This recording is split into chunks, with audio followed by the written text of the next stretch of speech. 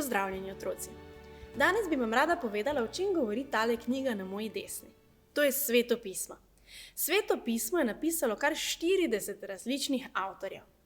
In cela knjiga se je pisala kar 1500 let. Ker je to zelo debela knjiga, ki je ne moremo prebrati kar v enem večeru, ampak je namenjena temu, da jo beremo vsak dan pomalo, bi vam danes v kratko rada predstavila, o čem smo govori. Kaj je bistvo te knjige? Zato bom uporabila knjižico brez besed. V tej knjižici ni zapisana niti ena sama beseda. V njej so samo barve in vsaka barva ima svoj pomen. Prva, zelena barva, govori o tem, kako je Bog ustvaril svet. Bog je ustvaril vse. Ustvaril je svetlobo, ločil kopno od morja, ustvaril rastline in živali in tudi ljudi. A veste, kako je bilo ime prvemu človeku? Tako je, Adam. In njegovi ženi je bilo ime Eva. Bog je dovolil Adamu in Evi, da gospodujeta nad vsem. Celo živalim sta lahko dala ime. Bilo pa je eno drevo, iz katerega nista smela jesti sadeža. Vendar enega dne sta vseeno ugrizla v ta sadež. In ker je bila Božja zapoved, naj ne jeta iz tega sadeža, je to pravzaprav bil greh, ker kadar nismo poslušni Bogu, grešimo. In ko je greh prišel v njuno srce,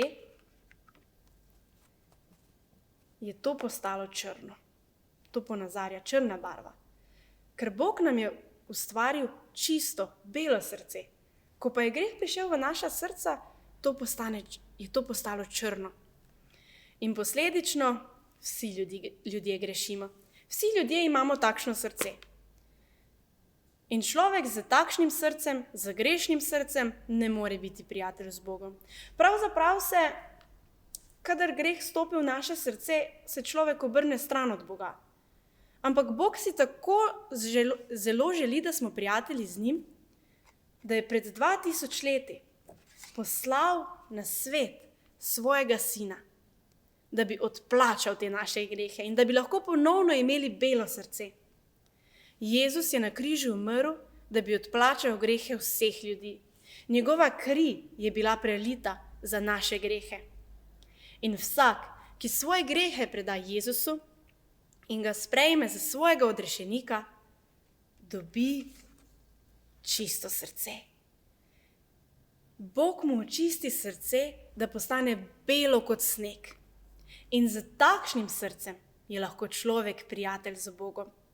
In s takšnim srcem ob koncu življenja lahko človek vstopi v večnost z samim Bogom. V večnosti bomo lahko živeli skupaj z Bogom. V nebesih. Tudi o nebesih Sveto pismo govori. Govori, da so tam zlate ulice. A si znate predstavljati? Danes imamo samo kakšno zapestnico ali pa zlat prstan, ki nam je tako dragocen, a tako majhen. Tam pa bodo zlate ulice. Kako dragoceno je to, da bomo lahko v večnosti v nebesih živeli z Bogom.